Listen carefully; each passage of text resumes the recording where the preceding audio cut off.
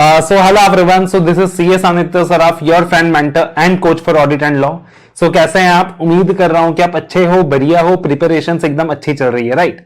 सो inter audit का जो latest exam pattern है वो अब रिवील हो चुका है, एज इंस्टीट्यूट एमटीपी रिलीज कर चुका है, and from the new mock test paper the new exam pattern is evident and there are changes in the exam pattern for the CA inter audit. तो देखना sir, अपना जो subject का नाम है ऑडिटिंग एंड एथिक्स, अब जो pattern में चेंज आया ना सर ऑडिट के अंदर as compare from the earlier syllabus versus the new syllabus, तो जो पैटर्न में चेंज आया है that it has become more practical, it has become more dynamic, the paper is now more conceptual, more analytical. यानी अब बच्चों को ज्यादा कॉन्सेप्चुअली चीजों को पढ़ने की जरूरत पड़ने वाली है. आप अगर एग्जाम पैटर्न देखेंगे ना सर, तो 30 मार्क्स का जो अपना एमसीक्यू पूछा जाता है, उस 30 मार्क्स के एमसीक्यू में जो जनरल एमसीक्यूज हैं, जो आइसोलेटेड एमसीक्यूज हैं, वो मॉक टेस्ट पेपर के अंदर सिर्फ और सिर्फ 6 नंबर का पूछा गया है. यानी 3 एमसीक्यूज इंटू 2 मार्क्स ईच. उसके अलावा 24 मार्क्स के एमसीक्यूज सारे के सारे केस स्टडी सिनेरियो बेस्ड हैं, बिल्कुल जिस तरीके से अपना सीए फाइनल में होता है, जहां पे अलग अलग टॉपिक्स का एप्लीकेशन एक साथ देकर आपका नॉलेज टेस्ट किया जा रहा है.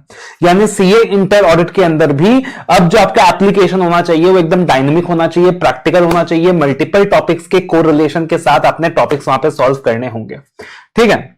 और मैं स्ट्रांगली एडवाइस करूंगा कि जितने भी केस स्टडी सिनेरियोज इंस्टीट्यूट ने अपने स्टडी मटेरियल में दिए हैं, इंस्टीट्यूट अपने मॉक टेस्ट पेपर में दिए हैं, वो सारे अपने सॉल्व करके जाने ही जाने हैं फॉर द एग्जाम्स. उसके अलावा सर एक बहुत बड़ा चेंज क्या आया है कि जो करेक्ट इनकरेक्ट क्वेश्चन आया करता था, जो बोल सकते हो कि बच्चों के लिए फ्री फंड का मार्क्स था एग्जाम 16 मार्क्स का करेक्ट इनकरेक्ट, वो हट गया है. तो मॉक टेस्ट पेपर के हिसाब से अगर बात करें अपन, तो करेक्ट इनकरेक्ट क्वेश्चंस का जो सिस्टम है वो हट गया है. अब करेक्ट इनकरेक्ट के हिसाब से क्वेश्चंस नहीं पूछे जाएंगे, ऑल्दो वी नेवर नो यार, ऐसे पता चला कि अपने आपके एग्जाम्स में पूछ भी लेता हूं.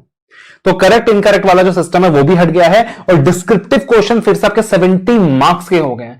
अब डिस्क्रिप्टिव क्वेश्चन 70 मार्क्स के हो गए ना सर, तो इन दैट वेरी सिनेरियो एक चीज अब याद रखिएगा, अब आपका जो प्रेजेंटेशन है that is going to play a very important role. तो 30 मार्क्स का आप देखो एमसीक्यू का जो पैटर्न देखो, 30 मार्क्स का एमसीक्यू क्या था, केस स्टडी सिनेरियो के ऊपर था. 24 मार्क्स के एमसीक्यू केस स्टडी सिनेरियो के ऊपर थे, यानी आपका कॉन्सेप्चुअल क्लैरिटी नेक्स्ट लेवल पे होना चाहिए.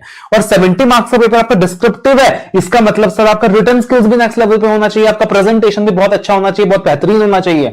अदरवाइज सिर्फ कॉन्सेप्चुअल क्लैरिटी आपकी है बट आपने रिटन लैंग्वेज पे, रिटन स्किल्स पे काम नहीं कर रखा है, प्रेजेंटेशन पे काम नहीं कर रखा है, तो पता चलेगा 4 मार्क के क्वेश्चन में इंस्टीट्यूट 1 नंबर देके छोड़ रहा है, और फिर बच्चा परेशान है कि अरे सर एमसीक्यूज करेक्ट होके भी मार्क्स नहीं मिला.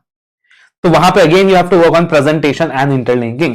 और उन डिस्क्रिप्टिव क्वेश्चंस के अंदर भी आप देखोगे सर, तो वहां भी मोस्टली एप्लीकेशन बेस्ड क्वेश्चंस ही हैं, जिसमें 6 क्वेश्चन पूछा गया 14 मार्क का, 6 क्वेश्चन पूछा गया 14 मार्क का. ठीक है ना. और उसमें से हमें करना है 5 क्वेश्चन, यानी एक क्वेश्चन अपने लिए चॉइस है, एक क्वेश्चन अपने लिए चॉइस है. ठीक है ना. एक क्वेश्चन एक्सटर्नल चॉइस है और एक इंटरनल चॉइस है in last question number 6. So this is how the exam pattern is. तो आप देख सकते हो नए एग्जाम पैटर्न अपने को क्या समझ में आ रहा है सर, इंस्टीट्यूट ने बहुत ही समझदारी के साथ एग्जाम पैटर्न डिसाइड किया है. एमसीक्यू के अंदर पूरा का पूरा केस स्टडी सिनेरियो बेस्ड, बोला बेटा कॉन्सेप्चुअल रहने का, फिर बोला बेटा कॉन्सेप्चुअल तो रहने का बट प्रेजेंटेशन में भी काम करना होगा, इंटरलिंकिंग स्किल्स में भी काम करना होगा. So that is why 70 marks का प्योर उसने डिस्क्रिप्टिव आंसर्स भी रख दिया वहां पे, जहां पे आपकी राइटिंग स्किल्स अच्छी होनी चाहिए. तो हमेशा जो मैं क्लास में कहता हूं बेटा सीपीआई फॉर्मूला में काम करो. सीपीआई मतलब C for concept, P for presentation, I for interlinking. अब ऐसे उस चीज को प्रूव कर रहा है in the new pattern of C examination. और जो बच्चा सीपीआई पे काम नहीं करेगा उसको अच्छे मार्क्स नहीं आएंगे, तो आपने सीपीआई मॉडल पे काम करना है. C for concept, P for presentation, I for interlinking. ठीक है जी. और कॉन्सेप्ट्स के अंदर भी कॉन्सेप्ट्स की अंडरस्टैंडिंग और कॉन्सेप्ट्स का रेक्टिफिकेशन, दोनों चीजें इंवॉल्व होनी चाहिए. सो this is the how the new exam pattern is. ठीक है.